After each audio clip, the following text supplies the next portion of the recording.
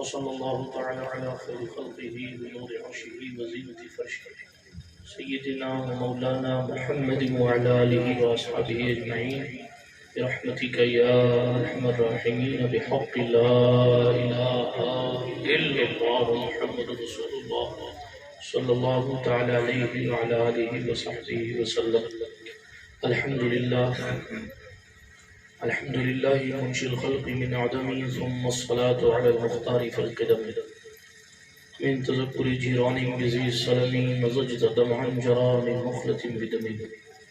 مولاي صل وسلم دائما أبدا على حبيبك خير الخلق كلهم محمد سيد الكونين والثقلين والفريقين من عرب ومن عجم. هو الحبيب الذي ترجى شفاعته لكل هول من الأهوال مقتحم. ثم الرضا عن أبي بكر وعن عمر وعن علي وعن عثمان ذي الكرم والآل والصحابة ثم التابعين لهم أهل التقى والنقى والحلم والكرم. يا ربي بالمصطفى بلغ مقاصدنا يا ربي بالمصطفى بلغ مقاصدنا يا ربي بالمصطفى بلغ مقاصدنا واغفر لنا واغفر لنا ما مضى يا واسع الكرم. أما بعد فأعوذ بالله من الشيطان الرجيم. بسم الله الرحمن الرحيم. يا أيها الذين آمنوا إذ جاءتكم جنود فأرسلنا عليهم ريحا وجنودا لم تروها أو كما قال الله تبارك وتعالى في القرآن الكريم. صدق الله العلي العظيم وبلغنا رسوله النبي الأمين المتين الأمي الكريم الرؤوف الرحيم ونحن على ذلك لمن الشاهدين والشاكرين والآمنين والمطمئنين والحمد لله رب العالمين. ہم بے احمد کا ہو سایہ بے اشرف کا کرم سیدی مختار اشرف باصفا کے واسطے اے شرف زمانہ زمانہ مدد نما درہائے بستراز کلید کرم کشا سرورہ شاہ کریمہ دستگیرہ اشرفہ حرمت روح پیمبر ایک نظر کن سوئے ماں معین الدین حسن عالم پناہ بسوئے ماں غریباں یک نگاہ یہ پیرا میرے میرا شاہ جیلا ہو سے پاک ایک نظرداری پر حالی ماں پریشاں ہو سے پاک لی خمسۃ النطفی بها حر الوباء الحاطمہ المصطفیٰ والمرتضی وابناہما والفاطمہ. غریبم یا رسول اللہ غریبم ندارم در جہاں جزتو حبیبم مرزدارم زمسیاں را لا دوائے مگر الطاف تو باشد طبیبم. بری نازم کے ہستم امت تو گناہ گارم ولیکن خوش نصیبم. الہی خیر گردانی بحق مصطفیٰ و مرتضی و شاہ جیلانی و شاہ سمنانی. آئیے اس اصلاح معاشرہ کانفرنس میں تھوڑی دیر عرض و معروف سے قبل اپنے اسلاف کے طریقے کے مطابق اپنی سستی کو بھگانے کے لیے اپنی بیداری کو دکھانے کے لیے اپنے عشق رسالت میں اضافہ کرنے کے لیے اپنے محبوب کی بارگاہ میں حاضری لگانے کے لیے جی لگا کر سرور کائنات فخر موجودات مالک کائنات مختار کائنات مقصود کائنات باعث تخلیق کائنات وجہ تکوین کائنات مصطفیٰ جان رحمت شمع بزم ہدایت نوشہ بزم جنت مطلع ہر سعادت مقطع ہر سیادت نو بہار شفاعت رسول رحمت شفیع امت ارواحنا فدا صلی اللہ علیہ وآلہ وسلم کی خدمت اقدس میں جی لگا کر ایمانداری کے ساتھ بآواز بلند درود شریف کا نذرانہ پیش فرمائیں. اللہم صلی علی سیدنا مولانا محمد بارک وسلم صلاۃ و سلام علیک یا رسول اللہ صلی اللہ علیہ سیدنا مولانا محمد صلاۃ تنجینا بها من جميع الاحوال والآفات وتقضي لنا بها جميع الحاجات وتطهرنا بها من جميع السيئات وترفعنا بها عندك على الدرجات وتبلغنا بها أقصى الغايات من جميع الخيرات في الحياة وبعد الممات إنك قريب مجيب الدعوات وأنت على كل شيء قدير. سرور کہوں کہ مالک و مولا کہوں تجھے باغ خلیل کا گلے زیبا کہوں تجھے. آپ سبحان اللہ کب کہیں گے؟ 2024 کے بعد کہیں گے یا سیف رضا کانپوری اسی کو ترنم میں پڑھیں گے تبھی سبحان اللہ نکلے گا؟ سرور کہوں کہ مالک و مولا کہوں تجھے، باغ خلیل کا گلے زیبا کہوں تجھے، حرما نصیب ہوں تجھے امید گہ کہوں، جانے مراد کانے تمنا کہوں تجھے.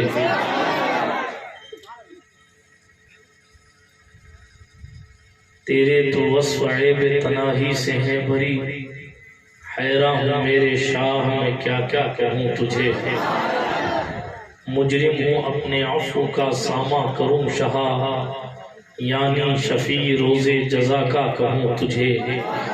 اللہ رے تیرے جسم منور کی تابشیں، اے جانے جام جانے تجلا کہوں تجھے. کہہ لے گی سب کچھ ان کی ثنا خاں کی خاموشی، چپ ہو رہا ہے کہہ کے میں کیا کیا کہوں تجھے. لیکن رضا نے ختم سخن اس پہ کر دیا، خالق کا بندہ خلق کا آقا کہوں تجھے. اللہ پاک کا احسان ہے کہ اس نے ہمیں اور آپ کو اس پاکیزہ محفل میں بیٹھنے کی سعادت عطا فرمائی ہے. بڑی دیر سے آپ اس رات جلسے میں بیٹھے ہیں، فکر نہ کریں اب زیادہ دیر نہیں بیٹھنا ہے، میرے بعد صلاۃ و سلام ہی ہونا ہے. اس سے بیشتر آپ ہندوستان کا ایک معروف لب و لہجہ سماعت فرما رہے تھے. برادران ملت اسلامیہ، کچھ خاص گفتگو، کچھ سنجیدہ گفتگو کرنے کی کوشش کروں گا. اہل ممبر سے بھی چاہوں گا کہ توجہ رکھیں، اور آپ حضرات سے بھی گزارش کروں گا کہ توجہ سے سنیں. چائے، پانی، شربت، ساری چیزیں اپنی جگہ رہنے دیں. ابھی جو میں پلاؤں اس کو تسلی کے ساتھ پینے کی کوشش فرمائیں، اس لیے کہ اہل سنت کے جلسوں کے حالات بہت اچھے نہیں ہیں. اور اگر اب بھی وہی روایتیں برقرار رہی جو ہمیں برائی کی دہلیز تک اور ہلاکت کی تباہی کی دہلیز تک لے کر گئی ہیں، تو پھر میں نہیں سمجھتا ہوں کہ اب کوئی اور حالات ہوں گے جس میں آپ کو اور ہم کو اپنا نظریہ بدلنے کی کوشش کرنی چاہیے. جملے سخت لگے ہیں تو پیشگی معافی چاہتا ہوں. اللہ رب العزت قرآن مقدس میں ارشاد فرماتا ہے، اللہ کے کلام سے اپنی گفتگو شروع کرتا ہوں. یہ الگ بات ہے کہ اس مقدس کتاب کو صحیح پڑھنے کا شوق خود مسلمانوں کے اندر سے ختم ہو گیا. آج نیوز چینل پر بیٹھ کر یا اخباروں کے سامنے یا لوگوں کی بھیڑ میں کوئی شخص اگر قرآن کی آیت کی غلط ویکھیا کرتا ہے تو مسلمانوں کی کنڈیشن اتنی بھی نہیں رہی کہ انہیں سمجھ پڑے کہ یہ بولنے والا صحیح بول رہا ہے یا غلط بول رہا ہے. اور صرف میڈیا کی بات نہیں، کئی داڑھی ٹوپی رکھ کر بھی لوگ قرآن کی آیت کا غلط مفہوم انٹرنیٹ پر بیٹھ کر پیش کر رہے ہیں. اور میری قوم کا جوان، پڑھا لکھا جوان، کالج لائف کا جوان اور دنیاوی ایجوکیشن حاصل کرنے والا جوان، میں سب کی بات نہیں کرتا، لیکن بہت سارے لوگ اس قرآن مقدس کی غلط تفسیر اور حدیث مبارکہ کی غلط وضاحتوں پر اپنا ایمان کھو رہے ہیں. انجینئرنگ کی کتابیں پڑھ کر وہ بخاری کی گتھیاں سلجھانے کی کوشش کر رہے ہیں. یہی وجہ ہے کہ ہم برائیوں کی دہلیز تک پہنچ رہے ہیں. کلام صادق اللہ رب العزت کا قرآن، اللہ رب العزت کا کلام، حضور علیہ السلام کا ایک ایسا معجزہ ہے جو حضور کے تمام معجزات پر بھاری. حضور علیہ السلام کا سب سے بڑا معجزہ سورج کو پلٹانا نہیں ہے. حضور علیہ السلام کا سب سے بڑا معجزہ کنکری سے کلمہ پڑھوانا نہیں ہے. حضور علیہ السلام کا سب سے بڑا معجزہ پیڑ کو جلا دینا نہیں ہے، ہمارے اور آپ کے نبی صلی اللہ علیہ وآلہ وسلم کا سب سے بڑا معجزہ چاند کے ٹکڑے کر دینا نہیں ہے، یقیناً معجزہ ہے لیکن سب سے بڑا معجزہ نہیں ہے۔ اللہ کے رسول علیہ السلام کا سب سے بڑا معجزہ معراج پر جانا بھی نہیں ہے، بلکہ اللہ رب العزت کے پیارے رسول صلی اللہ علیہ وآلہ وسلم کا سب سے بڑا معجزہ کلام صادق قرآن مجید ہے، جو 1400 سال سے اپنے آپ میں شان کے ساتھ برقرار ہے کہ لاکھوں لوگوں کی لاکھوں کتابیں آئیں اور لائبریریوں کی زینت بن گئی، مگر ان 1450 سال میں نہ کل قرآن مقدس کا کوئی جواب آیا تھا، نہ آج کوئی جواب آیا ہے، اور نہ قیامت کی صبح تک قرآن کا کوئی جواب آ سکتا ہے۔ اور آپ نے ماضی قریب میں دیکھا کئی ملکوں میں لوگوں نے قرآن، کئی ملکوں میں یہ واقعہ رونما ہوا الگ الگ موقعوں پر کہ کوئی قرآن مقدس کو جلانے کی کوشش کر رہا، کوئی اس کے پاروں کو جلانے کی کوشش کر رہا۔ یہ مایوس ہونے کا مقام نہیں بلکہ فخر کرنے کا مقام ہے کہ ہونا تو یہ چاہیے تھا کہ اگر کسی کتاب کا جواب آپ لکھ سکتے تو اس کتاب کا جواب لکھ کے اس کتاب کے جواب میں آپ دوسری کتاب لکھ کر دیتے، لیکن دنیا اس بات کا اعتراف کر چکی ہے کہ قرآن مقدس جیسی کوئی کتاب نہیں ہے۔ جس طرح کسیانی بلی کھمبا نوچے کا محاورہ مشہور ہے بلا تشبیہ و تمثیل، جب یہودیوں کے ذہن میں یہ بات ابھر کے آئی کہ قرآن کا کوئی جواب بن نہیں سکتا، تو پھر وہ جناب والا اپنی اوقات پر آ کر قرآن مقدس کو جلا کر اپنی حیثیت بتانے لگے کہ ہم اس کا جواب تو نہیں دے سکتے لیکن اس کو جلا سکتے ہیں۔ ہم وہاں کھڑے ہو کر یہ کہہ سکتے ہیں کہ تم قرآن کو جلا تو سکتے ہو لیکن قرآن کا جواب نہیں دے سکتے، تم قرآن مقدس کو مٹانے کی ناپاک کوشش تو کر سکتے ہو مگر مسلمانوں کے سینوں سے سورۃ الفاتحہ کی برکتوں کو کیسے مٹا سکتے ہو؟ لیکن رونے کا مقام کیا معلوم؟ ہمارے بھائی وہ تقریر کرنے والے بھائی صاحب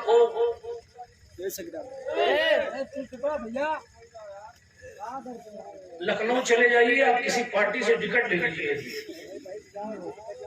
اتنا ہی بھاشن کا شوق ہے، تقریر تو ایک ہی ہو رہی ہے، اتنی دیر سے میں تقریر کر رہا ہوں اور وہ پتہ نہیں کس گرہ سے تشریف لائے۔ درود شریف پڑھیں، اللہم صلی علی سیدنا مولانا محمد وعلی آلہ الکرام وابنہ الکریم الغوث العظم الجیلانی۔ عرض یہ کر رہا تھا لوگ قرآن پر بات سننے تیار نہیں، قرآن پڑھنے کا شوق کا رکھے۔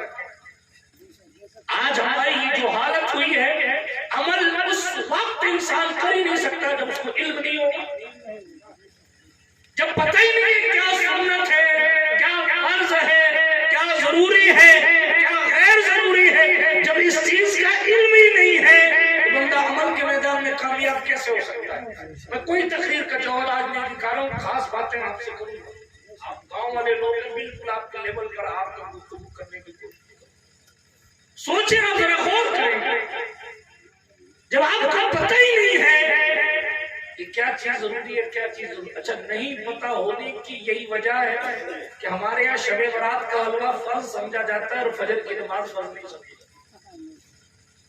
کوئی شخص اگر شب برات میں حلوہ نہ بنائے تو اس کو گستاخ رسول کا ٹیگ مل جاتا ہے کہ صاحب یہ تو بھابی ہو گیا، بدبخت ہے، زمراتی نہیں بناتا صاحب۔ لیکن کوئی شخص اگر 7 دن میں ایک بار بھی مسجد نہیں جائے، کوئی بری نگاہ سے نہیں دیکھتا۔ حالانکہ مر جانے کے بعد قیامت میں یہ نہیں پوچھا جائے گا کہ شب برات میں حلوہ بنایا تھا کہ نہیں بنایا تھا، لیکن یہ ضرور پوچھا جائے گا کہ تم پر نماز فرض کی گئی تھی، پڑھے پڑھے؟ ماشاءاللہ، سبحان اللہ۔ یہ نہیں پوچھا جائے گا کہ سید صاحب آئے تھے، آج جمعہ تھا کہ نہیں جمعہ تھا۔ جمعہ نہیں جمعہ تو کوئی بات نہیں، تو فرض ہے کیا؟ بلکہ صوفیہ فرماتے ہیں اگر کسی شخص کے دل میں یہ خیال آ جائے کہ صاحب فلاں مجھ سے ملا اور میرا ہاتھ نہیں چوما، اگر اس خیال کا وہ مالک ہے تو اس کو خود کو اپنی آخرت کی فکر کرنی چاہیے، کیونکہ وہ گھمنڈ اور غرور میں جی رہا ہے۔ لیکن میں آپ سے کچھ باتیں کر رہا ہوں، آپ نے اپنا اسلام بتایا، کلمہ پڑھایا، اور کلمہ پڑھ کر حضور علیہ السلام کے سنویدھان کو اپنی زندگی میں لاگو کیا۔ اسی کو شریعت مصطفیٰ کہتے ہیں، اسی کو شرع شریف کہتے ہیں۔ لیکن سوال یہ ہے اگر آپ کو پتہ ہوگا تبھی تو آپ عمل کریں گے، جب پتہ ہی نہیں ہوگا تو عمل کیا کریں گے؟ یہی وجہ ہے کہ ہم فرائض کو چھوڑ کر، جملہ برا لگے تو معاف کیجئے گا، فرائض کو چھوڑ کر فضائل میں اتنا ڈوب گئے کہ ہم نے فرائض کی اہمیت کو ختم کر دیا۔ حالانکہ آپ کو بتا دوں، ایک وقت کی نماز اگر کوئی جان بوجھ کر چھوڑتا ہے، چاہے وہ پیر صاحب ہوں، چاہے سید صاحب ہوں، چاہے مقرر صاحب ہوں، چاہے ناطخواں صاحب ہوں، چاہے ناظم صاحب ہوں، چاہے مقتدی صاحب ہوں، جو بھی مسلمان ایک وقت کی نماز چھوڑتا ہے 6400 سال، کتنے سال؟ 6400 سال اسلام کے قانون کے مطابق 6400 سال ایک وقت کی نماز چھوڑنے کے بدلے جہنم میں جلنا پڑے۔ بلرام پور میں چھوڑو، گاؤں میں چھوڑو، چاہے بمبئی میں چھوڑو، چاہے علی گڑھ میں چھوڑو، چاہے دلی میں چھوڑو، چاہے جہاں چھوڑو۔ ایسا نہیں ہے کہ بمبئی گئے تو نماز چھوڑ دی تو اس کا عذاب کم ہے، یو پی میں چھوڑ دی تو اس کا عذاب زیادہ ہے۔ لیکن افسوس ہے کہ ہمیں ان چیزوں کا ادراک کیا، یہ سوچ اور یہ فکر نہیں سوچتے ہیں کہ ہم تو رات جلسے میں جا کے بیٹھے تھے، اور جب جلسے میں جا کے بیٹھ گئے تو ہماری ساری زندگی گناہ معاف ہوا۔ ناظم صاحب نے کھڑے ہوئے، آپ کا نہیں کہہ رہا لیکن ہماری سنی جلسوں کے حالات ہیں، ناظم صاحب نے کھڑے ہو کے کہہ دیا، او میرے سنی جنتی بھائی، بس پینا چھوڑا، ہم سب جنتی۔ رات سند مل گئی، سرٹیفکیٹ مل گیا۔ میں نے اپنی 50 تقریروں میں کہا ہے اہل سنت کا عقیدہ جنتیوں والا ضرور ہے، مگر جناب عمل کی پوچھ گچھ ہوگی تو کیا دکھاؤ گے؟ دکھاؤ گے کیا؟ آپ باوفا اولاد اسی کو کہتے ہیں جو اپنے ماں باپ کی فرما برداری کرے، اسی کو کہتے ہیں نا۔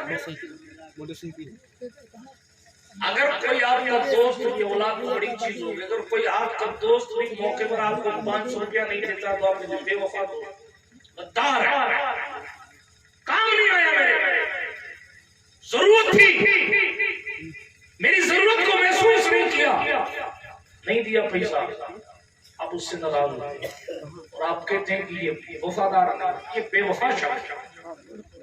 بات کو زیادہ دور نہیں لے جاؤں گا، لیکن ایک غلام اسی وقت باوفا کہلاتا ہے جب وہ اپنی آقا کی سنتا ہے، اولاد اسی وقت باوفا کہلاتی ہے جب اپنے ماں باپ کی فرما برداری کرتی ہے، مقتدی اسی وقت خوش بخت کہلاتے ہیں جب وہ اپنے امام کی رہنمائی میں اپنی زندگی گزارتے نظر آتے ہیں۔ اور اللہ کیا ارشاد فرما رہے ہیں قرآن مقدس سے، میں نے بات شروع کرنی تھی، اسی پر علم کا معاملہ آ گیا تو میں نے عرض کیا کہ قرآن ہم پڑھتے نہیں، صحیح معلوم ہے، سورہ فاتحہ کے ترجمہ نہیں معلوم، لوگ پورا کاغذ ہے میرے قوم جو آتا ہے لکھ دیتا ہے، بس وہ آدمی سمجھتا ہے کہ ہاں بھائی یہ ہم پورے کاغذ پہ ہم کو جس نے جو سمجھایا وہی ٹھیک۔ افسوس، سب افسوس، قرآن مقدس کی آیت کریمہ، علماء بیٹھے ہیں آپ پوچھیں، اللہ ارشاد فرماتا ہے ان اللہ اشتری من المؤمنین انفسهم واموالهم بان لهم الجنہ۔ آپ کہتے ہیں یہ کھیت میرا ہے، 1,00,000 روپیہ میرا ہے، یہ موٹر سائیکل میری ہے، یہ جان میری ہے، حالانکہ قرآن کیا کہہ رہا ہے؟ قرآن اس میں شک کرنا بھی کفر، اللہ کا کلام کیا کہہ رہا ہے؟ اس کو نہ ماننا تو بہت دور کی بات ہو گئی اسلام کے قانون کے مطابق، اس میں شک کرنا بھی اسلام کے دائرے سے خارج کر دیتا ہے۔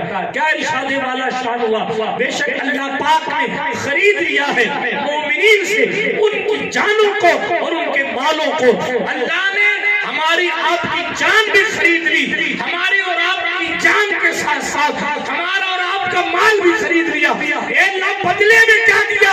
تو قرآن نے کہا بِأَنَّ لَهُمُ الْجَنَّةَ، اس کے بدلے میں ان کے لیے جنت ہے، یعنی ہماری جان ہماری نہیں بکی ہوئی، ہمارا مال ہمارا نہیں ہے، بکا ہوا۔ حالانکہ اللہ نے یہ محبت اور کمال کرم کی وجہ سے خریدنے کا لفظ استعمال فرمایا جو اس کی شان کے لائق ہے، ورنہ مالک کبھی چیزوں کو خریدا نہیں کرتا، مالک کبھی چیزوں کو خریدا نہیں کرتا۔ درود شریف پڑھ لیں، اللہم صلی علی سیدنا نبینا مولانا و ملجانا محمد وعلی آلہ الکرام وصحبہ الکریم۔ کھڑے ہو کر استقبال کر لیں۔ نعرہ تکبیر، نعرہ رسالت، اولاد سیدنا مولانا محمد وعلی آلہ الکرام وابنہ الکریم الغوث العظیم الجیلانی۔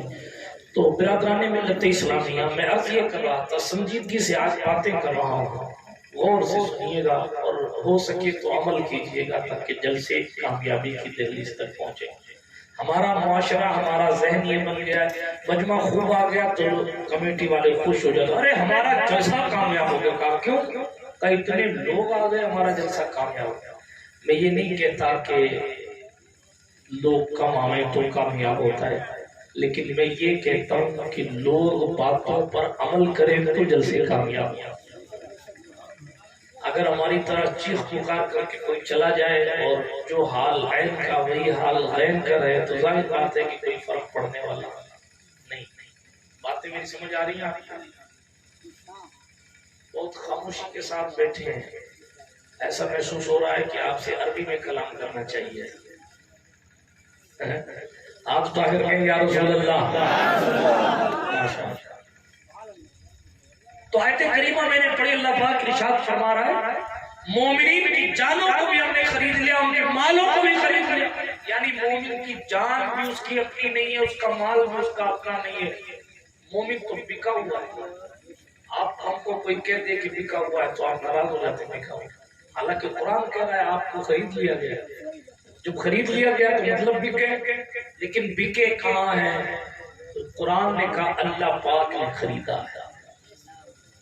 اب جب یہ خیال آ گیا، قرآن مقدس نے یہ فکر ہمیں عطا فرما دی کہ ہم اللہ رب العزت جل مجدور کریم کے لیے بکے ہوئے بات کے لیے، اب ہماری صبح بھی ہونی چاہیے تو ایسی کہ اللہ کو راضی کرنے والے، ہمارا دل گزرے تو ایسا کہ جس سے اللہ راضی ہوتا ہے۔ کیوں؟ اس لیے کہ یہ قانون ہے، آپ نے پہلے اس قانون پر ابھی گفتگو سن لی کہ ماں باپ کا اگر فرما بردار بیٹا ہو تبھی اس کو باوفا کہا جاتا ہے، اگر فرما برداری نہ کرے تو باوفا نہیں۔ غلام اگر فرما برداری کرتا ہے اپنے آقا کی تبھی جناب والا وہ باوفا ہے، ورنہ وہ باوفا نہیں ہے۔ بندے کو بھی یہی چاہیے کہ اپنے مالک کی رضا تلاش کرے، اگر وہ اپنے مولا کو راضی کرنے کی کوشش کرتا ہے، اللہ کا اطاعت گزار بندہ بنتا ہے، تبھی تو وہ باوفا ہے۔ اور اگر اطاعت کی کوشش نہیں کرتا، اللہ کی فرما برداری کا تصور اپنی زندگی میں نہیں لاتا تو یقیناً اس کی وفاداری پر شک کیا جائے گا۔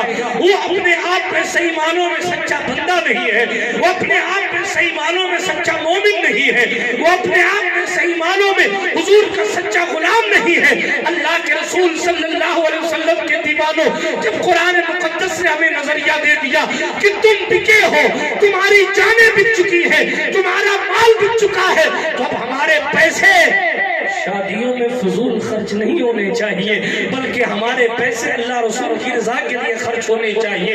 اب ہماری جوانی برائیوں میں خرچ نہیں ہونی چاہیے، بلکہ ہماری جوانی اللہ اس کے رسول کی رضا میں خرچ ہونی چاہیے۔ اللہ رب العزت نے یہ آنکھوں کی نعمت عطا فرمائی ہے، اور اتنی بڑی یہ نعمت ہے، پوری کائنات کی نعمتوں میں تمام نعمتیں اپنی اپنی جگہ مسلم ہے، مگر آنکھ کی نعمت اتنی بڑی نعمت ہے، اللہ اکبر، 500 سال کی عبادت ایک پلڑے میں رکھی جائے اور آنکھ کی نعمت ایک پلڑے میں رکھی جائے، 500 سال کی عبادت کم پڑ جائے گی، اتنی بڑی نعمت یہ اللہ کی دی ہوئی آنکھیں۔ مگر افسوس، اللہ نے آنکھیں دی تھی کہ معرفت خدا بندی تلاش کی جائے، اللہ نے آنکھیں اس لیے دی تھی تاکہ محبوب کو دیکھنے کی تڑپ پیدا ہوتا ہے، اللہ نے آنکھیں اس لیے دی تھی کہ مدینے کی سرکار کا کلمہ پڑھتے ہو کبھی تصور کرو کہ حضور دکھتے کیسے ہوں گے، اللہ نے آنکھیں اس لیے دی تھی تاکہ اپنے ماں کی عزت کے ساتھ زیارت کر کے اس کے قدم چومو، تاکہ بیٹھے رہو بلرام پور میں اور بیٹھے بیٹھے حج مقبول کا ثواب ملتا ہے۔ آنکھیں اس لیے دی تھی کہ سادات کرام، علماء کرام کی زیارت کریں، مشائخ کرام کی زیارت کریں، اپنی بوڑھوں بزرگوں کی زیارت کریں۔ یہ کانسیپٹ ختم ہو گیا ہمارے یہاں سے، معاف کیجئے گا۔ اب گھر کے بوڑھوں کو بوجھ سمجھا جاتا ہے کیونکہ وہ پیسہ نہیں لا۔ اب بمبئی کمانے والا جوان یہ سوچتا ہے گھر میں چلا رہا ہوں، یہ تو بیٹھ کے یوں کھاتے رہتے ہیں، کھاٹ بچھا کے سوتے رہتے ہیں، ان کا کیا کام؟ یہ ہمارا مزاج ہو گیا، معاف کیجئے گا۔ 7 سمندر پار کے دوستوں سے انٹرنیٹ کے ذریعے اپنی دوستی برقرار رکھنے والے لوگوں کو اپنے بوڑھے داداؤں کی خیریت دینے کا ٹائم نہیں رہتا، حالانکہ اسلام تو کچھ اور کہہ رہا ہے اور مسلمان کچھ اور کر رہا ہے۔ ہماری بربادی کی وجہ سے ہم دوسری حکومتوں پر بعد میں روئے، معاف کیجیے گا میرا مزاج تھوڑا سا الگ ہے، ہم دوسری سنگٹھنوں پر بعد میں روئے، پہلے اپنی گریبان میں جھانک کر دیکھیں کہ مصطفیٰ کے جانثاروں نے کیا طریقہ اپنایا تھا اور ہم کیا کر رہے ہیں، اسلام کیا کہہ رہا ہے اور مسلمان کیا کر رہا ہے۔ مسلمان کا یہ مزاج ہو گیا کہ اگر گھر میں بوڑھی ماں ہے، بوڑھی دادی ہے، تو کوئی ان کو پانی کا گلاس دینے تیار نہیں ہے، وہ مانگ لے، اللہ ماشاءاللہ۔ میں وفاداروں کی بات نہیں کر رہا، بہت تھوڑے لوگ ایسے ہیں جن کو وفاداری نصیب ہوتی، لیکن دادی مانگتی رہے، ارے ایک گلاس پانی پلا دو، ہاں مجھے کام ہے، میں آتا ہوں جلدی۔ میرے اور آپ کے نبی نے کیا فرمایا اس حوالے سے معلوم؟ ہمارے اور آپ کے نبی نے فرمایا کہ بہت سے لوگ ایسے، مفہوم حدیث پیش کر رہا ہوں، جن کے گھروں میں بزرگ ہیں، وہ غور سے سنیں ذرا اس بات کو۔ ہمارے اور آپ کے نبی صلی اللہ علیہ وسلم نے فرمایا کہ لوگ کمزوروں کو، معذوروں کو، ضعیفوں کو بوجھ سمجھتے ہیں، حالانکہ ان کے گھر میں بسا اوقات رزق انہی لوگوں کی وجہ سے آیا کرتا ہے۔ یہ حضور کا فرمان ہے۔ آپ سمجھ رہے ہیں کہ میں چھاپ رہا ہوں بمبئی میں، حضور کہہ رہے ہیں پتہ نہیں تیرے دادا کی برکت سے تجھے مال دیا جا رہا ہے۔ آپ سمجھ رہے ہیں کہ میری محنت ہے، میں بہت قابل ہوں، تیرے جیسے کئی قابل گھومتے ہیں، لیکن قابلیت کے باوجود ان کے مقدر میں اتنا رزق نہیں۔ کیوں؟ اس لیے کہ ان کو وہ دعائیں حاصل نہیں ہیں جو دعائیں تجھے حاصل ہیں۔ ہمارے اور آپ کے رسول نے فرمایا جن کی داڑیاں سفید ہو جاتی ہیں ان سے دعائیں کروایا کرو، مفہوم حدیث ہے۔ کیوں؟ اس لیے کہ ہمارے اور آپ کے رسول نے فرمایا اللہ رب العزت کی رحمت سفید داڑھی والوں، سفید بال والوں سے حیا کرتے ہیں۔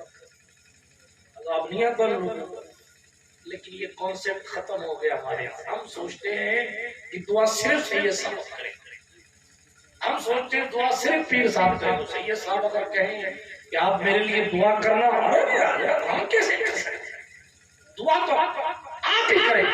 میں نہیں کہتا کہ آپ سیدوں سے دعا نہ کرائیں، بالکل کرائیں، یہ سیدہ زہرا کی خیرات مانگیں گے تو مصطفیٰ کے صدقے پوری کی جائے گی، لیکن یہ کوئی کانسیپٹ نہیں ہے کہ آپ کسی سید صاحب کے لیے یا پیر صاحب کے لیے یا عالم صاحب کے لیے دعا نہیں کر سکتے۔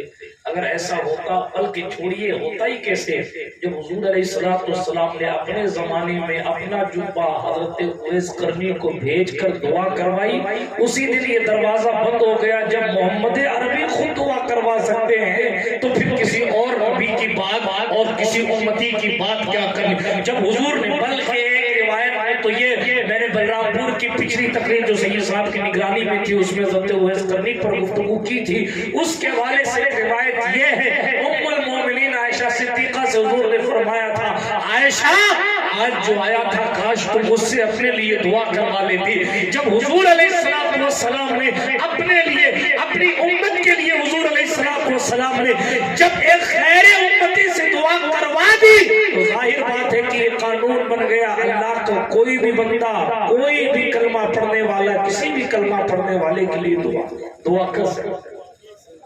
آگے بڑھتا ہوں، میرا موضوع نہیں ہے لیکن تیزی کے ساتھ ہمارے یہاں یہ حالات ناگفتہ بھی ہو گئے کہ ہم اس چیز کا علم ہی نہیں رکھتے کہ ہم کو کس سے کیا بات کرنی ہے، اور کس طریقے سے بات کرنی ہے اور کیا ہمیں فائدہ ہوگا اور کیا نقصان ہوگا. بات عرض کر رہا تھا جان اور مال ہمارا اور آپ کا بکا ہوا ہے.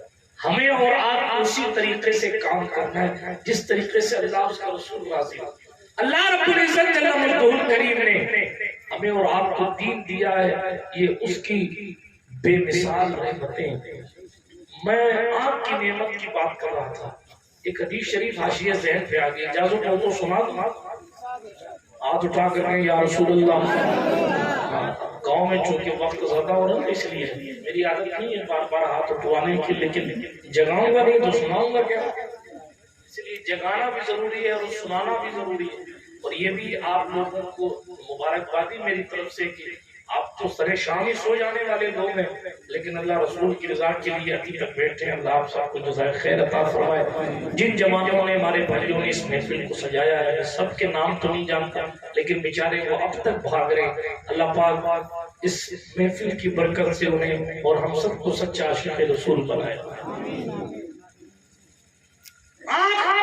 اللہ نے اس لیے دی تھی تاکہ ہم اس سے غور و فکر کر کے خدا تک پہنچنے کی کوشش کریں. ایک حدیث شریف اللہ کے رسول صلی اللہ تعالی علیہ وآلہ وسلم کے پاس جناب جبریل امین آئے. توجہ ہے آپ، ہو سکتا ہے پہلے سنی اور ہو سکتا ہے پہلی بار سن رہے ہیں. جبریل امین آئے، یا رسول اللہ میں نے ایک شخص دیکھا، ایک شخص عبادت کرتا تھا اللہ والا، اس کے چاروں طرف پانی، سمندر، ایک ٹیلے پہاڑ کے اوپر بیٹھ کر وہ عبادت کرتا. آپ خدا کی شان دیکھیں، اللہ سمجھ. پہاڑ کے ٹیلے پر بیٹھ کر جب وہ عبادت کرتا تھا اللہ کو یاد کرتا تھا، کوئی دوسرا دیکھنے والا نہیں. سوچئے کتنی بے ریا عبادت ہے. کوئی دوسرا ہے نہیں تو دکھائے گا کس کو، دکھاوے کا کوئی تصور ہی نہیں. پھر کھانے پینے کی کیفیت کیا؟ حدیث شریف شمد احمد کی حدیث ہے، یہ قصہ نہیں ہے فتح، صحیح حدیث ہے. سن لیجئے گا ذرا سا توجہ سے، کان کھول کے سن لیجئے گا تاکہ آنکھ کھل جائے. جبریل امین نے کہا یا رسول اللہ، وہ شخص ٹیلے پر عبادت کرتا اور جب بندہ صحیح معنوں میں اللہ کو راضی کرتا ہے اللہ اس کے لیے کافی ہوتا ہے. آپ کو معلوم ہے حدیث شریف میں آیا کہ اس ٹیلے میں کہ چاروں طرف پانی پانی تھا اور وہ پہاڑ کے اوپر بیٹھ کر عبادت کرتا تھا. پہاڑ کے ایک حصے میں نیچے کی طرف اللہ پاک نے انگلی ہے نا ہماری شہادت کی انگلی، اتنے بڑے سوراخ سے پانی رستا تھا اور میٹھا اور ٹھنڈا پانی پہاڑ کے دامن میں. چاروں طرف سمندر کا کھارا پانی ہے اور اس پہاڑ سے اللہ نے اپنے بندے کے لیے میٹھے پانی کا انتظام کیا. شام کو جب وہ وضو کرنے کے لیے جاتا اللہ رب العزت رات کو ایک انار اس پہاڑ پر ایک انار اس کے لیے پھل جایا جاتا. جب وہ رات کو وضو کرنے جاتا مغرب کے وقت جاتا تو وہ انار کھا لیتا. اس انار کی ایسی برکت ہوتی کہ 24 گھنٹے پھر اس کو کھانے کی کوئی ضرورت نہیں پیش آئی. کتنا خوبصورت انتظام ہے. آپ کے لیے ایسا انتظام ہو جائے تو کتنے خوش ہو جائیں گے. نہ ہل چلانے کی ضرورت، نہ کھیت ہم کی زمین ہموار کرنے کی ضرورت، نہ وطن چھوڑ کر جنابے والا گھر بار چھوڑ کر کمانے جانے کی ضرورت. گھر بیٹھے آٹومیٹک انار آ رہا ہے اور کھا رہے ہیں. پانی کا چشمہ ہے، پانی پی رہے ہیں لیکن کر کیا رہے؟ فقط اللہ کی عبادت کر رہے. کوئی لمحہ خالی نہیں، عبادت ہی عبادت. آپ کو معلوم ہے سیدنا جبریل امین کہتے ہیں کہ جب ہم ادھر سے گزرتے تھے تو ہم کہتے تھے کہ اس کی شان نہیں ہوتی. آپ سوچیں اس بندے کی شان. اس نے دعا کی میرے اللہ مجھے سجدے میں موت عطا فرما، سجدے میں موت عطا فرما. جبریل امین نے کہ اللہ پاک نے اس کی دعا کو قبول فرمائے. ذرا غور فرمائیں کس شان کا بندہ ہے.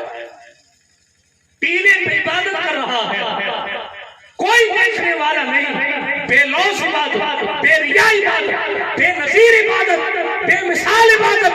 فقط بندہ ہے اور بندے کا خدا ہے، تیسرا کوئی نہیں۔ فرشتوں کی جماعت آتی تھی جاتی تھی، اللہ اکبر، اور اس بندے کا نظارہ کرتی تھی، اس بندے کو دیکھتی تھی اور اپنے دل میں خوش ہوتے تھے کہ جناب اللہ نے اس بندے کو کیا شان عطا فرمائی ہے، بروز حشر کی شان اسپیشل ہوگی۔ سیدنا جبریل امین کہتے ہیں یا رسول اللہ، اس کی دعا اللہ پاک نے قبول فرمائی، 500 سال کی عبادت کے بعد اس کو سجدے کی حالت میں موت آ گئی۔ اب ذرا غور فرمائیں، اب دیکھیں غور کرنے کی بات کیا۔ جبریل امین کہتے ہیں یا رسول اللہ، بروز قیامت اعلان کیا جائے گا کہ اس کو جنت میں لے جاؤ، میری رحمت کی وجہ سے اس کو جنت میں لے جاؤ۔ جملے پر غور کیجئے گا، قیامت میں کیا اعلان ہوگا؟ میری رحمت کی وجہ سے اس کو جنت میں لے جاؤ، میری رحمت کی وجہ سے۔ وہ جناب کھڑے ہوں گے اور کہیں گے اے اللہ بل من عملی، بلکہ مجھے جنت میں میرے عمل کی وجہ سے لے جائے۔ اللہ پاک فرمائے گا اس بندے کو میری رحمت کی وجہ سے جنت میں لے جایا جائے۔ وہ پھر کہے گا اے اللہ میرے عمل کی وجہ سے مجھے جنت میں لے جایا جائے۔ اس نے کبھی آنکھوں سے گناہ نہیں کیا، اس نے کبھی زبان سے گناہ نہیں کیا، اس نے کبھی ہاتھ پیر سے گناہ نہیں کیا، اس نے کبھی دکھاوے کا تصور نہیں پیش کیا، اس کی زندگی میں برائیاں نہیں آئی۔ وہ فقط عبادت میں 5 دن نہیں 500 سال گزار دیے اس نے، اور پھر کہہ رہا میرے عمل کی وجہ سے مجھے جنت میں لے جایا جائے۔ اللہ پاک کی جانب سے تیسری بات ارشاد والا شان ہوگا، تیسری بات اس کو میری رحمت کی وجہ سے جنت میں لے جایا جائے، لیکن وہ پھر تیسری بار کہے گا میرے عمل کی وجہ سے مجھے جنت میں لے جایا جائے۔ آپ کو معلوم ہے اللہ پاک فرمائے گا فرشتوں ترازو رکھو، اب میری نعمت کو تولو اور اس کی عبادت کو ایک طرف رکھو۔ حدیث شریف ہے،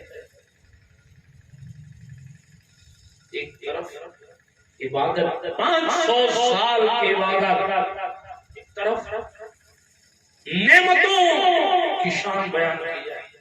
حدیث شریف میں آیا فقط آنکھ کی نعمت، کیا صرف آنکھ کی نعمت ترازو پہ رکھی جائے گی اور اس کی 500 سال کی عبادت پر رکھی جائے گی۔ مجھے آپ کے گاؤں کا نام نہیں پتا، لیکن بلرام ڈوبالو ذرا سنو، ایک آنکھ صرف ایک نعمت ہے نا، یوں دیکھا جائے، حالانکہ آنکھ اپنے آپ میں کئی نعمتوں پر مشتمل ہے۔ آنکھ کی نعمت رکھی جائے گی اور 500 سال کی عبادت ایک طرف رکھی جائے گی۔ حدیث شریف میں آیا فقط آنکھ کی نعمت کا جو احسان ہے اللہ پاک کا، اس کے سامنے 500 سال کی عبادت کم پڑ جائے گی۔ کتنے سال کی؟ ہمارے آپ کے پاس 50 سال کی بھی نہیں ہے، 50 سال کی بھی عبادت نہیں ہے۔ ہمارا اور آپ کا حال تو یہ کہ شب قدر بھی اگر آ جائے تو ہماری قوم کے جوانوں کو بزرگوں کو اس میں بھی پوری رات عبادت کرنے کا موقع نہیں لگتا، پتہ ہی نہیں لوگوں کو۔ پھر میں نے بات جہاں سے شروع کی تھی وہیں پہ آتا ہوں، عمل اس وقت ہوگا جب علم ہوگا۔ لوگوں کو پتہ ہی نہیں کہ شب معراج اور شب برات میں فرق کیا ہے، اللہ ماشاءاللہ کئیوں کال ہے، سب اتنا جانتے جاگنے والی رات ہے، اس میں کیا ہوا تھا اس میں کیا ہوا تھا یہ پتہ ہی نہیں۔ دل کے پھپھولے جل اٹھے سینے کے داغ سے، اس گھر کو آگ لگ گئی کر کے چلا۔ کاش ہم صحیح معنوں میں کچھ حاصل کر کے عمل کر کے آخرت کی فکر کرتے، لیکن چونکہ ہماری زندگیوں سے مر کے اٹھنے کے بعد کیا ہوگا یہ خوف نکل گیا۔ یہی وجہ ہے کہ ہم تیاریاں اور کوششیں چھوڑ بیٹھے۔ جب یہ ہوگا نا 500 سال کی عبادت کم پڑ گئی، اب بندہ تھرا گیا، ظاہر بات ہے کانپے گا، اعلان ہوگا لے جاؤ اس کو جہنم میں پھینک دو۔ اللہ 500 سال عبادت کرنے والے کو جہنم گھسیٹا جائے گا۔ مگر وہ بندہ پھر اپنے رب کی طرف توجہ کرے، اے میرے مالک، میرے اللہ، میرے کریم رب، یقیناً تیری رحمت کے سامنے میرا عمل بہت چھوٹا ہے، مجھے جنت میں میرے عمل کی وجہ سے نہیں، تیری رحمت کی وجہ سے بھیج دے، تیری رحمت کی وجہ سے بھیج دے۔ جب یہ آواز آئے گی نا تو اللہ بھی میرا بڑا کریم ہے، فرمائے گا فرشتوں رہنے دو، جہنم میں مت ڈالو، پہلے اس کو لاؤ اور اس کو نعمتیں گنا کے بتاتے ہیں۔ حیرت کی بات کیا معلوم، اللہ پاک ارشاد فرمائے گا جو اس کی شان کے لائق ہے، اللہ اکبر اللہ اکبر، اے بندے تو کچھ نہیں تھا، تجھے کس نے پیدا کیا؟ کہے گا میرے اللہ تو نے پیدا کیا۔ کہا تجھے 500 سال عبادت کرنے کی طاقت کس نے دی؟ وہ بندہ کہے گا میرے اللہ تو نے عطا فرمایا۔ کہا تیرے لیے پہاڑ سے پانی کا چشمہ کس نے جاری کیا؟ میرے اللہ تو نے جاری کیا۔ کہا پھر تیرے لیے انار روزانہ کے رزق کے طور پر کس نے بھیجے؟ کہے گا میرے اللہ تو نے عطا فرمایا۔ تو نے دعا کی کہ مجھے سجدے میں موت آئے، تجھے سجدے میں موت کس نے دی؟ کہ میرے اللہ تو نے عطا فرمایا۔ اللہ پاک فرمائے گا جب سب کچھ میں نے کیا، جب سب میری وجہ سے، تو پھر تیرے تصور میں یہ کیسے آ گیا کہ میرے عمل کی وجہ سے مجھے بخشا گیا؟ اللہ اللہ، بہت بڑی بات ہے، کہاں پہ آپ سمجھ پاتے ہیں۔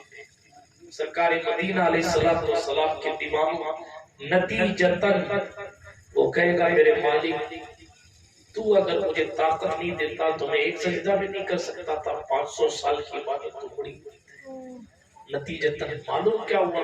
اللہ کے رسول علیہ السلام نے فرمایا، حضرت جبریل کہنے لگے یا رسول اللہ پھر اس شخص کو اللہ کی رحمت کی وجہ سے جنت میں بھیجا جائے گا، جو کچھ ہوتا ہے اللہ کی رحمت کی وجہ سے ہوتا ہے، مگر افسوس ہے کہ ہم اس کی رحمت کے متلاشی نہیں رہے، افسوس ہے کہ ہم اس کے رحم کی تلاش میں اپنی زندگی نہیں گزار رہے۔ برادران ملت اسلامیہ، بات کو دور نہیں لے جانا چاہتا، بات یہیں سے میں نے شروع کی تھی، جب ہماری جان ہماری نہیں تو ہماری زندگی کی صبح و شام بھی اپنی مرضی کے مطابق نہیں ہونی چاہیے، بلکہ ایسی ہونی چاہیے جس سے اللہ راضی ہوتا ہے، جس سے رسول اللہ راضی ہوتے ہیں۔ اور خطبہ مسنونہ میں نے ایک اور آیت کریمہ پڑھی تھی، پہلے میں نے سوچا تھا اسی تو بولوں گا، لیکن میں کبھی کبھی چہرے دیکھ کر تقریر کا موضوع بدل دیا کرتا ہوں۔ تو عرض یہ کر رہا تھا اپنی زندگیوں میں تبدیلی پیدا کیجیے۔ ہم لوگ ہر جگہ گھوم گھوم کے یہی کہہ رہے ہیں کہ اپنی زندگی میں تبدیلی پیدا کریں، جب تک قوم خود کی حالت کو بدلنے کی کوشش نہیں کرتی اس کے حالات تبدیل نہیں ہوتے۔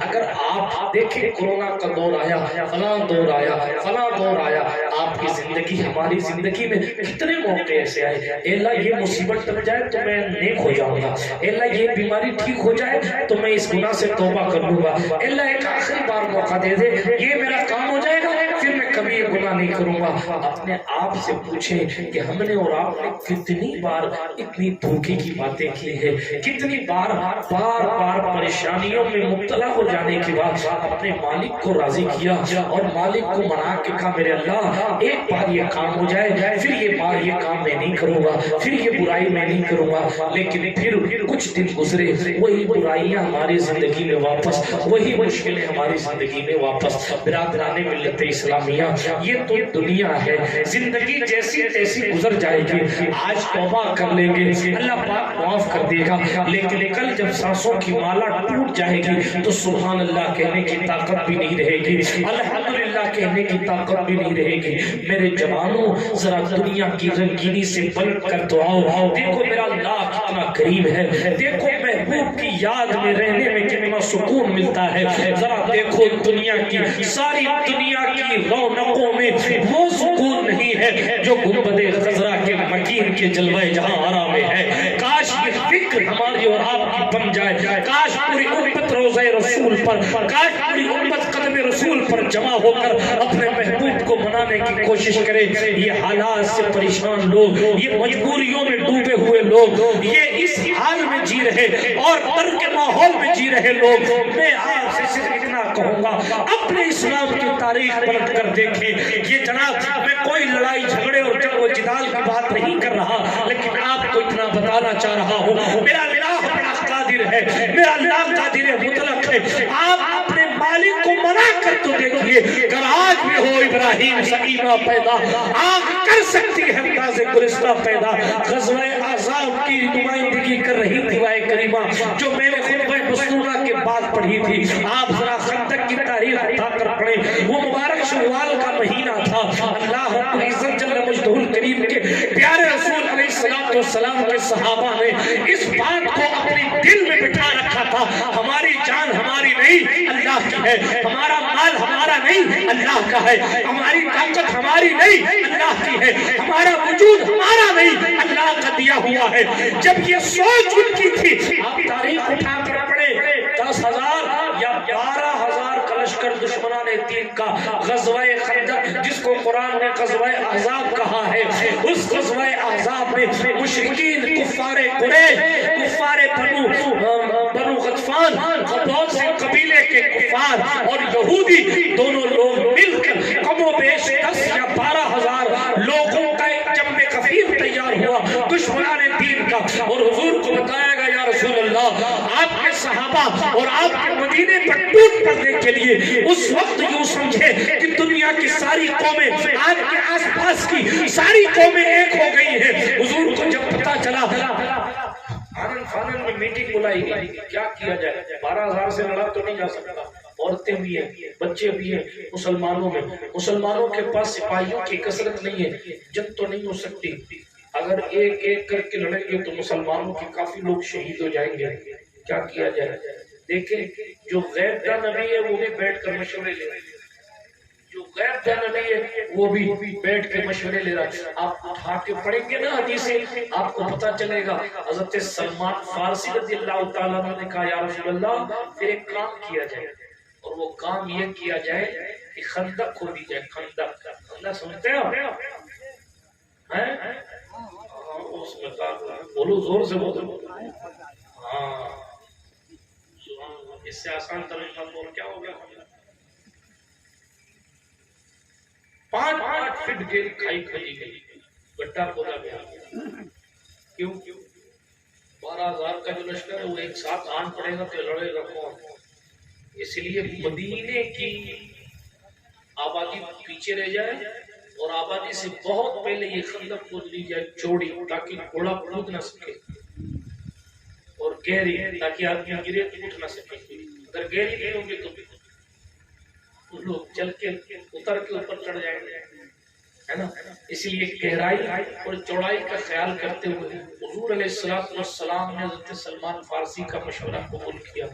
اور آپ کو معلوم ہے 3,000 صحابہ اس کام پر لگائے گئے. آپ کیا سوچتے ہیں، آپ کھیت کی زمین ہموار کریں اپنے لیے کریں، دین کے لیے کریں کیا؟ معاف کیجیے گا، مگر ذرا دیکھیں آج ہم سے بھی دین کا کیا کام ہے. ان جانثاروں کی شان دیکھیں آپ. حضور علیہ السلام نے 3,000 صحابہ کو ساتھ لیا اور مدینے کی آبادی سے جبل صلا میں آئے. مورخین نے لکھا جبل صلا آپ کی پشت پر تھا، خندق سامنے کی طرف، وہ خندق جنگ خندق وہاں ہوئی. لیکن تیزی کے ساتھ یہ کر رہا ہوں، مجھے واقعہ سنانا مقصود نہیں ہے، صرف جو بات میں نے کی اسی پر دلیل لا رہا ہوں، جانثاروں کا طریقہ دکھا رہا ہوں.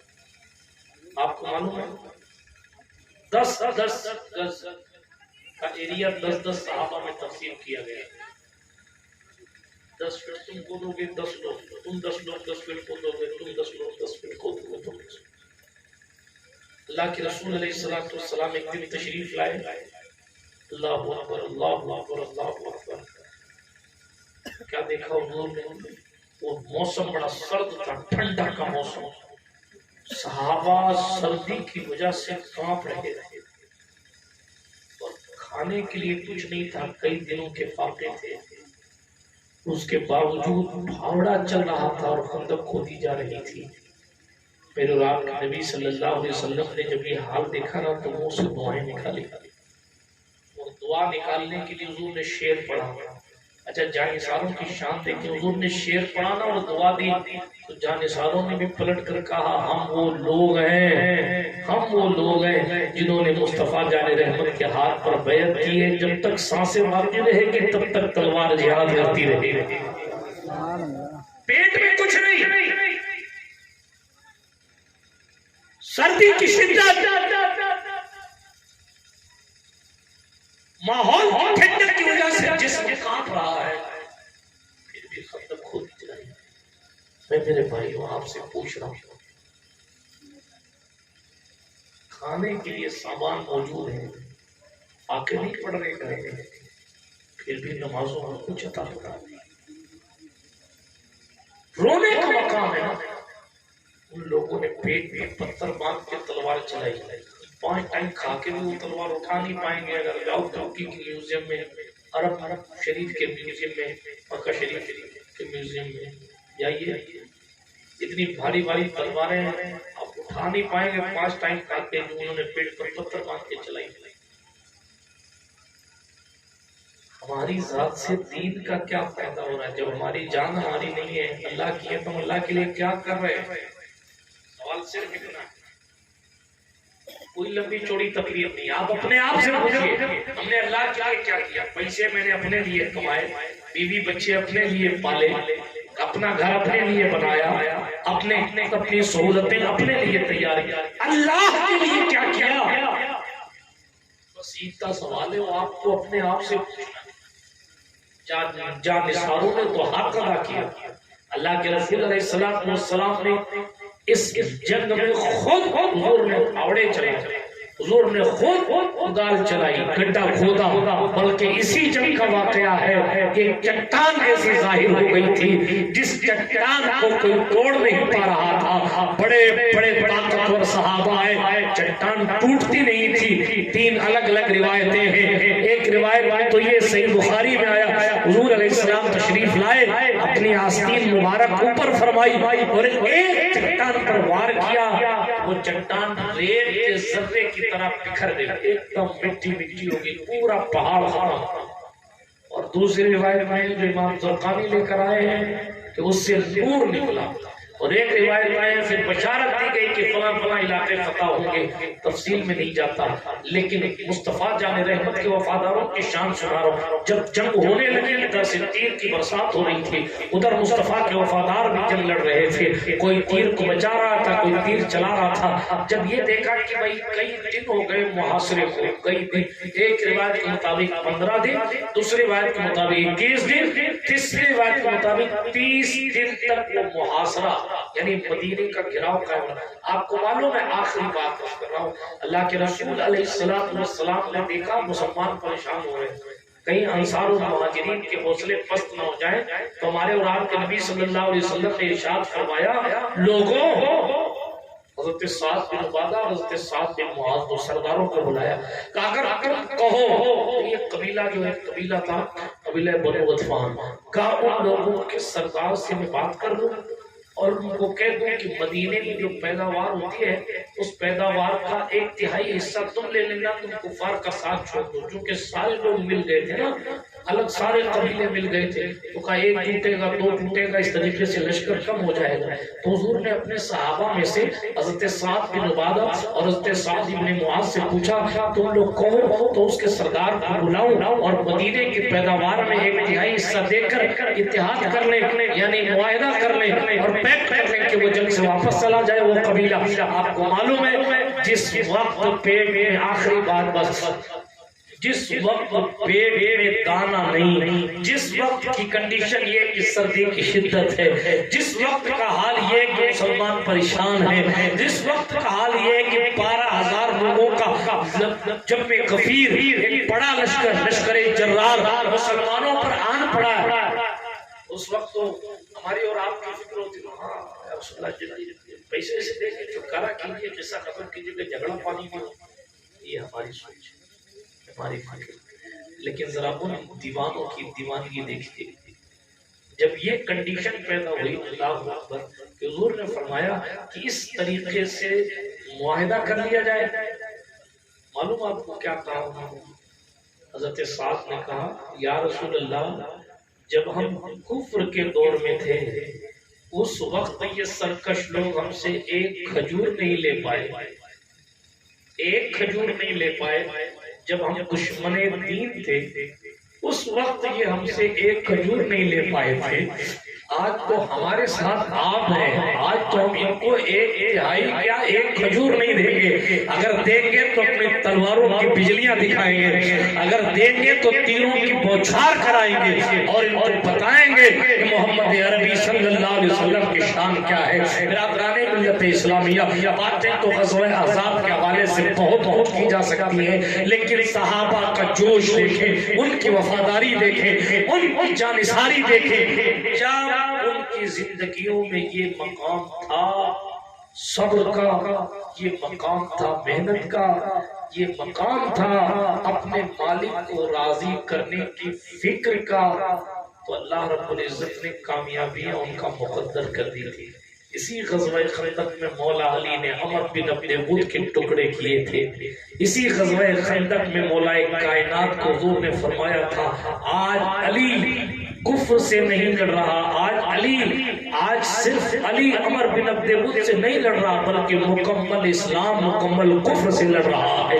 یہی وہ مقام تھا جہاں صاحب روح البیان نے لکھا ہے کہ سرکار مولا علی کے حوالے سے حضور نے فرمایا تھا علی کی آج کی نیکی میری امت کی قیامت تک کی نیکیوں پر بھاری ہے۔ یہ وہ میدان خندق تھا جہاں مصطفیٰ کے جانثاروں کی تلوار جب چمکی ہے، آپ کو معلوم بڑے بڑے آتنکوادی جہنم رسید کیے گئے۔ حضرت مولا کائنات شیر خدا علی کرم اللہ تعالی وجہ الکریم نے عمر بن عبد ود کو ایک ایسی تلوار ماری تھی، یہ عمر بن عبد ود 90 سال کا بوڑھا تھا، 1000 سپاہیوں کے برابر، اللہ اکبر، اس کے پاس طاقت تھی، 1000 سپاہیوں سے اکیلا لڑا کرتا تھا، بدر میں بھی آیا تھا۔ میں واقعہ تفصیل سے نہیں سناتا لیکن تیزی کے ساتھ عرض کرتا ہوں، یہ خندق چونکہ ایک حصے میں خندق کا گیپ کچھ کم تھا تو 5-7 لوگ وہ خندق کو کود کر پار کر کے عبور کر کے مسلمانوں کی طرف آ گئے، اور اس میں سے ایک عمر بن عبد ود بھی تھا، اور اس نے اعلان یہ کیا حل من مبارز ہے کوئی جو میرا مقابلہ کرے۔ اللہ کے رسول علیہ السلام کے صحابہ میں سے کوئی شخص نہیں اٹھا، یہاں تک کہ علی حیدر کرار اٹھے اور عرض کیا یا رسول اللہ مجھے اجازت دے۔ حضور نے فرمایا علی بیٹھ جاؤ، جانتے ہو وہ عمر بن عبد ود ہے۔ حضرت علی بیٹھ گئے، پھر اس نے چیخ کر کہا شعر پڑھتے ہوئے ہے کوئی شخص جو میرا مقابلہ کرے، اور تم لوگ تو کہتے ہو کہ مرو گے تو جنت میں جاؤ گے، آؤ میں تمہیں جنت میں پہنچا دوں۔ حضرت علی کھڑے ہوئے اور کہا یا رسول اللہ اجازت دے میں جنگ کو جاتا ہوں۔ حضور نے فرمایا بیٹھ جاؤ علی، وہ عمر بن عبد ود ہے۔ حضرت علی پھر بیٹھ گئے، تیسری بار اس نے کہا ہے کوئی شخص جو میری طرح بہادر ہو، کسی ماں نے بہادر نہیں جنا کیوں مجھ سے مقابلہ کرے۔ علی حیدر کرار کھڑے ہو گئے، حضور کے قدم کو چوما، حضور نے فرمایا علی وہ عمر بن عبد ود ہے۔ کہا یا رسول اللہ اگرچہ عمر بن عبد ود ہی کیوں نہ ہو۔ حضرت علی نے کہا اجازت دے میں جاتا ہوں۔ یہ خندق کی تاریخ تھی کہ حضور نے اپنی تلوار ذوالفقار علی حیدر کرار کو دی تھی، حضور نے اپنے ہاتھوں سے علی حیدر کرار کو خود پہنائی، تیار کیا اور کہا جاؤ علی اللہ تمہیں میدان کا فاتح بنائے۔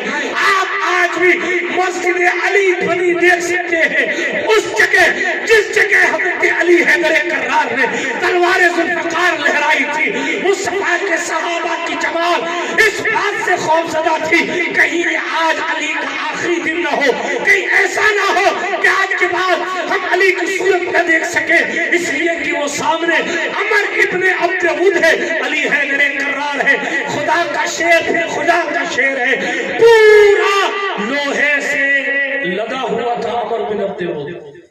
میدان میں آیا، دشمن دین گھوڑے کے اوپر سوار تھا، مگر شیر کی شان یہ ہے کہ اللہ کا شیر اسد اللہ الغالب مطلوب کل طالب غالب علی کل غالب امیر المومنین مولا المسلمین علی بن ابی طالب کرم اللہ تعالی وجہ الکریم پیدل ہی میدان جنگ میں پہنچے، وہ اوپر گھوڑے پر بیٹھا ہے،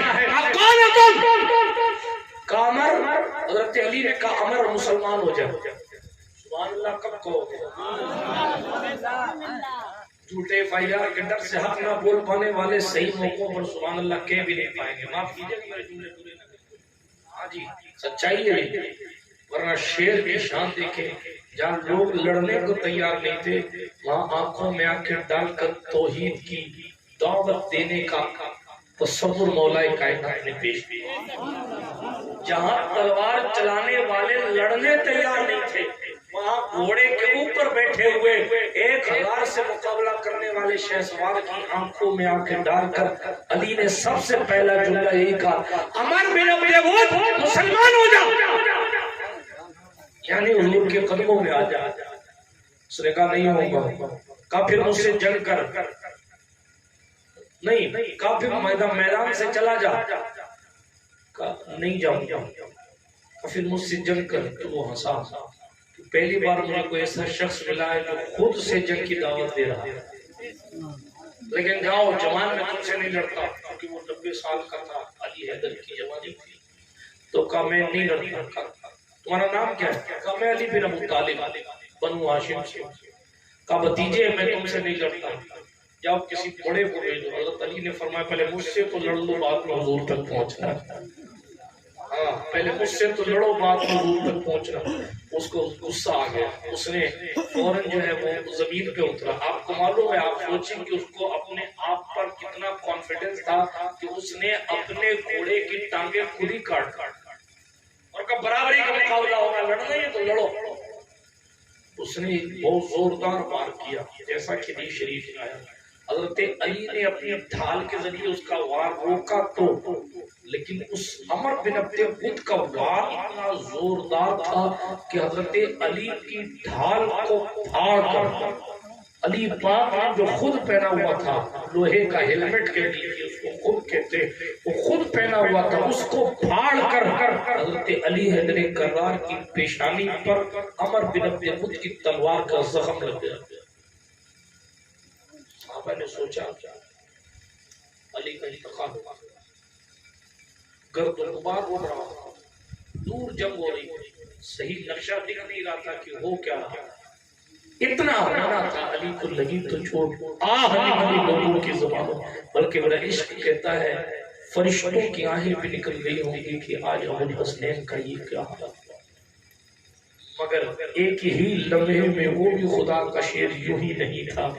حضور نے علی کو میدان میں بھیجا تھا اور خود اپنے خیمے میں مصلی بچھا دیا تھا اور سر رکھ کے علی حیدر کرار کے لیے حضور دعائیں کرتے تھے اور یہ فرما رہے تھے علی صرف عمر بن عبد ود سے لڑنے نہیں گیا بلکہ برز الاسلام کلہ وعل کفر کلہ. آج مکمل اسلام مکمل کفر سے لڑنے کے لیے گیا ہے. یہ علی حیدر کرار کی تلوار ذوالفقار چونکہ حضور نے آج عطا فرمائی تھی. حضرت علی حیدر کرار نے کہا عمر بن عبد ود ہم ذرا ٹھہر اب میں تجھے بتاتا ہوں. اتنا کہنا تھا حضرت علی نے تلوار ذوالفقار سے ایک ایسا وار کیا سیرت کی کتابوں میں آیا یہاں سے چیرتا ہوا عمر بن عبد ود کے 2 ٹکڑے کر گیا. اللہ اکبر. حضرت علی حیدر کرار نے اس کا سر گردن سے الگ کیا. ادھر گرد و غبار اڑ رہا ہے. صحابہ پریشان کہ جنگ کا نقشہ کیا ہے عمر بن عبد ود کا کیا بنا. جب گرد و غبار چھٹا تو دیکھا ذوالفقار کی نوک پر عمر بن عبد ود کا سر ہے اور علی نے فضا میں لہرایا ہوا ہاتھ ہے. اسی مقام پر فرشتوں نے کہا لا فتح الا علی لا سیف الا ذوالفقار. اسی فرشتے کے مصرے پر فرشتوں کی باتوں پر اقبال نے مصرع لگایا اور بات یوں مکمل ہوئی شاہ مردہ شیر دستہ قوت پروردگار لا فتح الا علی لا سیف الا ذوالفقار. نعرہ تکبیر نعرہ رسالت نعرہ حیدری یہ مولا کائنات کا وار تھا. حضرت عمر بن خطاب نے کہا تھا علی وہ پورے مکے میں سب سے زیادہ قیمتی زرہ جو پھینکتا تھا سیفٹی کے لیے عمر بن عبد الود، سب سے زیادہ قیمتی زرہ اس کی تھی، تم زرہ کیوں نہیں کھول کے لائے اس کی؟ آپ کو معلوم ہے، آپ سوچیں وہ میری قوم کے جوانوں سے توجہ چاہو بالخصوص جو کسی کرکٹر کے بیٹ گھمانے کی سٹائل پر فدا ہے، ہاں بڑی تیز بیٹ گھماتا ہے صاحب، ہوا نہیں لگتی کہ بال کام دے، ذرا غور کریں، ذوالفقار حضرت علی حیدر کرار بار مارا نا، اسپیڈ اتنی تیز تھی، حضرت عمر پاک نے کہا علی سب سے زیادہ قیمتی زرہ تھی اس کی عمر بن عبد الود کی، وہ لے آتے چھوڑ کیوں آئے؟ تو علی پاک نے کیا کہا تھا معلوم ہے؟ کہا عمر وہ میری تلوار سے اتنی زور سے اس کو ضرب لگی کہ میں نے پلٹ کے اس کو دیکھا ہی نہیں۔ کیوں نہیں دیکھا؟ کہا اس لیے کہ تلوار کی تیزی کی وجہ سے اس کی شرمگاہ کھل گئی۔ اب دیکھو کتنی سپیڈ سے تلوار ماری، کٹا یہاں، کتنی سپیڈ سے تلوار ماری ہوئی، مگر افسوس جو قوم اتنی سپیڈ سے تلوار چلانے والے کی فین تھی آج وہ بیٹ بندوں میں ڈوب گئی۔ افسوس جن لوگوں نے دنیا کو تلوار چلانے کے طریقے سکھائے، آج شہروں کا حال یہ ہے کہ اونٹی تلواروں سے بریڈ کاٹے جا رہے ہیں، کیک کاٹ رہے ہیں تلواروں سے، تلوار سے کیک کاٹے جا رہے ہیں، کیا حال ہو گیا بالکل۔ میرے آج یہ خندق کا موقع تھا، باتیں بہت ساری کی جا سکتی ہیں۔ حضور رحمۃ اللہ علیہ نے بڑی دعائیں دی سن، بڑی دعائیں دی سرکار علی حیدر کرار کو، بہت ساری باتیں اس حوالے سے کی جا سکتی ہیں۔ غزوہ خندق ختم کیسے ہوئی میں پھر کسی موقع پر پڑھوں گا، تقریر ضرورت سے زیادہ لمبی ہو گئی، میں اپنے گفتگو کو اسی پر ختم کرتا ہوں۔ میں نے بات یہیں سے شروع کی تھی، قرآن شریف پڑھنا پڑھانا شروع کیجیے، علم حاصل کریں گے تو عمل کا شوق پیدا ہوگا، پتہ چلے گا کہ کہاں سے کون سی چیز ضروری ہے اور کہاں کس بات پر عمل کرنا ضروری ہے۔ ہمیں اور آپ کو اس بات کا یقین ہونا چاہیے ہمارا کچھ بھی نہیں ہے، سب کچھ اللہ تبارک و تعالیٰ کا ہے۔ جب سب کچھ اللہ تبارک و تعالیٰ کا ہے تو پھر ہمیں اور آپ کو بھی اللہ رب العزت کا بن کر رہنے کی کوشش کرنی چاہیے۔ لب دعا بھی ہے کہ اپنی زندگیوں میں اللہ کے واسطے اب تھوڑی سی تبدیلی لے آؤ، نمازوں کی پابندی کرو، صرف آپ پیسہ کما لائے، خرچ کر دیا، ختم ہو گیا، پھر گئے کما لائے، یہ تو بکریاں بھی کر لیتی ہیں، وہ پیسے نہیں کماتی، لیکن جو بکریاں چراتے ہیں تو لوگ ان سے پوچھئے، یا جن کے یہاں بکریاں جا کے دیکھیے، لوگ صبح لے جاتے ہیں کھیت میں، گھنٹہ 2 گھنٹہ 4 گھنٹہ لے جاتے ہیں، شام کو لے کے آتے ہیں نا، تو وہ رات بھر جب تک ان کو نیند نہیں آتی نا، بکریوں کو چگالیاں کرتی رہتی نا، منہ ہلاتی رہتی، کیا وہ رزق لے کر آئی ہیں، اسٹور کر دیا ہے، جمع کر دیا ہے، اور اس جمع کیے ہوئے رزق کا استعمال کر رہی ہیں، کل پھر جائیں گے، پھر رزق تلاش کریں گے، پھر اس کو لائیں گے جمع کریں گے، تو پھر یہ تو جانور بھی کر رہے ہیں۔ اگر صرف آپ کما کھا رہے ہیں اور آپ سے پوچھے جب ایک کیسی چیز پر کما کھا رہے ہیں، صرف کمانے کھانے کے لیے تھوڑی پیدا کیا گیا، آپ سید صاحب سے پوچھیں، علماء سے پوچھیں، آپ کو پیدا اس لیے کیا گیا تاکہ اللہ کی عبادت کریں، نیتا بننے کے لیے تھوڑی پیدا کیا گیا،